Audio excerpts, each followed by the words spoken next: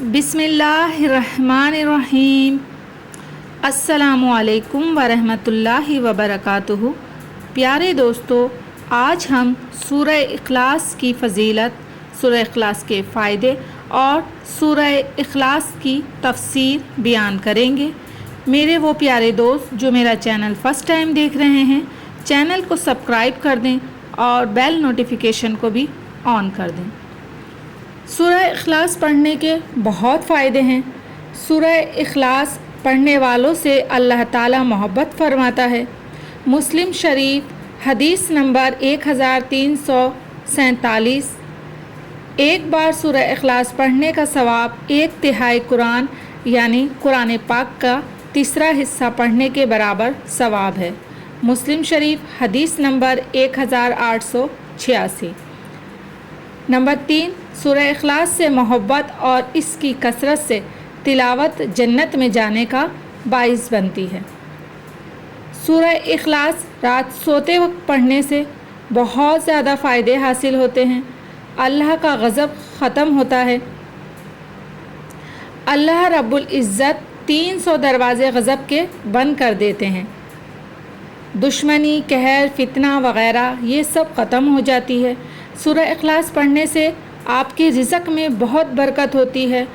अगर आप रोज़ाना एक तस्बीह सूरह इखलास की ख़त्म करें तो इंशाअल्लाह ताला आपकी गैबी मदद होती है। कोई भी मसले हों, कोई भी मसाइल हों, अल्लाह ताला उनको हल करता रहता है। सूरह इखलास बहुत ही प्यारी सूरत है, बहुत ही प्यारी सूरत है। सूरह इखलास को हम नमाज में भी पढ़ते हैं। आइए सूरह इखलास की तफसीर की जानिब चलते हैं। सूरह इखलास की फ़जीलत मसनद अहमद में है कि मुशरिकीन ने नबी पाक सल्लल्लाहु अलैहि वसल्लम से आकर कहा, अपने रब के औसाफ बयान करें। इस पर यह सूरत नाजिल हुई। समत के मायने हैं जो ना तो पैदा हुआ हो ना इसकी औलाद हो, इसलिए कि जो पैदा हुआ है वो एक वक्त मरेगा भी और दूसरा इसके वारिस होंगे। अल्लाह अज़्ज़वजल ना मरे ना इसका कोई वारिस हो, इस जैसा और किसी के जिन्स का कोई नहीं, ना इसकी मिसल कोई चीज़ है। तिरमिज़ी वग़ैरह में भी ये रिवायत है। सनन तिरमिज़ी सफ़ा नंबर 3364। और रिवायत में है कि मुशरिकीन के इस सवाल के जवाब में ये सूरत उतरी थी।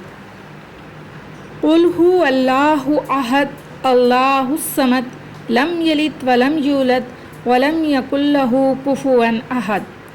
तर्जुमा, कह दे वो अल्लाह एक है, अल्लाह ही बेनियाज है, ना इसने किसी को जना और ना वो जना गया और ना कभी कोई एक इसके बराबर होगा। तफसीर आयत नंबर 1 से आयत नंबर 4 तक। इस सूरत में 4 आयत हैं और इंशाअल्लाह कोशिश करेंगे कि आज हम इन चारों की तफसीर बयान करें। शुरू करते हैं। अपनी हिकमत और तदब्बुर में वाहिद व ला शरीक, इसके नाजिल होने की वजह पहले बयान हो चुकी है। अकरमा रहमतुल्लाह अलैह फरमाते हैं कि यहूद कहते थे कि हम अज़ीज़ अलैहिस्सलाम को पूछते हैं जो अल्लाह के बेटे हैं, और नसरानी कहते थे हम मसीह अलैहिस्सलाम को पूछते हैं जो अल्लाह के बेटे हैं, और मजूसी कहते थे हम सूरज चाँद की परस्तिश करते हैं, और मुशरिक कहते थे हम बुत परस्त हैं।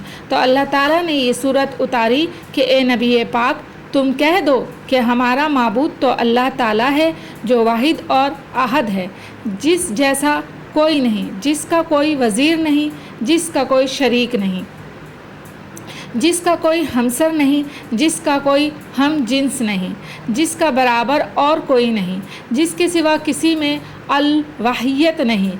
इस लफ्ज़ का अतलाक़ सिर्फ़ इसी की ज़ात पाक पर होता है। वो अपनी सिफ़तों में और अपनी हिकमत भरे कामों में यकता और बेनज़ीर होता है। वो समद है, यानी सारी मखलूक इसी की मोहताज है, और वो सबसे बड़ा बेनियाज है। इब्ने अब्बास रज़ियल्लाहु ताला अन्हा से मरवी है कि समद वो है जो अपनी सरदारी में, अपनी शराफत में, अपनी बंदगी और अज़मत में, अपने अपने अलम व अलम में, अपनी हिकमत और तदब्बुर में सबसे बड़ा سب سے بڑا ہوا ہے۔ یہ صفتیں صرف اللہ تعالیٰ جل شانہ میں ہی پائی جاتی ہیں، اس کا ہمسر اور اس جیسا کوئی اور نہیں۔ وہ اللہ سبحانہ و تعالیٰ سب پر غالب ہے اور اپنی ذات و صفات میں یکتا اور بے نظیر ہے۔ صمد کے یہ معنی بھی کیے گئے ہیں کہ جو تمام مخلوق کے فنا ہو جانے کے بعد بھی باقی رہے، جو ہمیشہ کی بقا والا، سب کی حفاظت کرنے والا ہو، جس کی ذات لازوال اور غیر فانونی ہو۔ اکرمہ رحمۃ اللہ علیہ فرماتے ہیں، صمد وہ ہے جو نہ کچھ کھائے نہ اس میں سے کچھ نکلے۔ یہ معنی بھی بیان کیے گئے ہیں کہ صمد کی تفسیر اس کے بعد ہے، یعنی نہ اس میں سے کچھ نکلے نہ وہ کسی میں سے نکلے، یعنی نہ اس کی اولاد ہو نہ ماں باپ۔ یہ تفسیر بہت اچھی اور عمدہ ہے۔ اور ابن جریر رحمۃ اللہ علیہ کی روایت سے سیدنا ابی بن قعب رحمۃ اللہ علیہ سے صریحتاً یہ مروی ہے جیسے کہ پہلے گزرا، اور بہت سے صحابہ اور تابعین سے مروی ہے کہ صمد کہتے ہیں ٹھوس چیز کو جو کھوکھلی نہ ہو، جس کا پیٹ نہ ہو۔ شعبی رحمۃ اللہ علیہ کہتے ہیں جو نہ کھاتا ہو نہ پیتا ہو۔ عبداللہ بن بریدہ رحمۃ اللہ علیہ فرماتے ہیں، صمد وہ نور ہے جو روشن ہو اور چمک دمک والا ہو۔ ایک مرفوع حدیث میں بھی ہے کہ صمد میں ہے جس کا پیٹ نہ ہو۔ طبرانی ضعیف حدیث ہے 1162، لیکن اس کا مرفوع ہونا ٹھیک نہیں، صحیح یہ ہے کہ یہ موقوف ہے۔ حافظ ابو قاسم طبرانی رحمۃ اللہ علیہ اپنی کتاب السنہ میں لفظ صمد کی تفسیر میں ان تمام اقوال وغیرہ کو وارد کر کے لکھتے ہیں کہ دراصل یہ سب سچے ہیں اور صحیح ہیں۔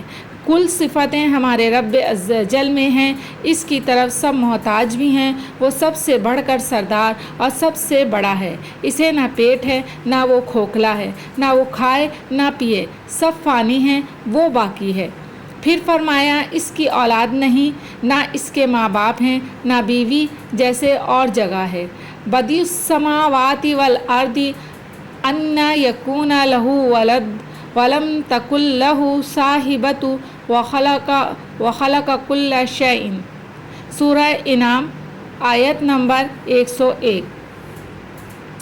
الخ یعنی وہ زمین و آسمان کا پیدا کرنے والا ہے، اسے اولاد کیسے ہوگی؟ اس کی بیوی نہیں، ہر چیز کو اس نے پیدا کیا ہے، یعنی وہ ہر چیز کا خالق و مالک ہے۔ پھر اس کے مخلوق اور ملکیت میں سے اس کی برابری اور ہمسری کرنے والا کون ہوگا؟ وہ ان تمام عیوب اور نقصان سے پاک ہے۔ جیسے اور جگہ فرمایا،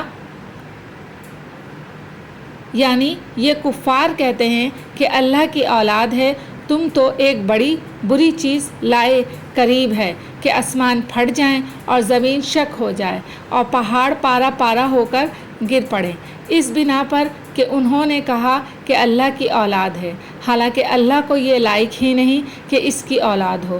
تمام زمین و آسمان میں کے کل اللہ کل کے کل اللہ کے غلام ہی بن کر آنے والے ہیں۔ اللہ کے پاس تمام کا شمار ہے اور انہیں ایک ایک کر کے گن رکھا ہے، اور یہ سب کے سب تنہا تنہا اس کے پاس قیامت کے دن حاضر ہونے والے ہیں۔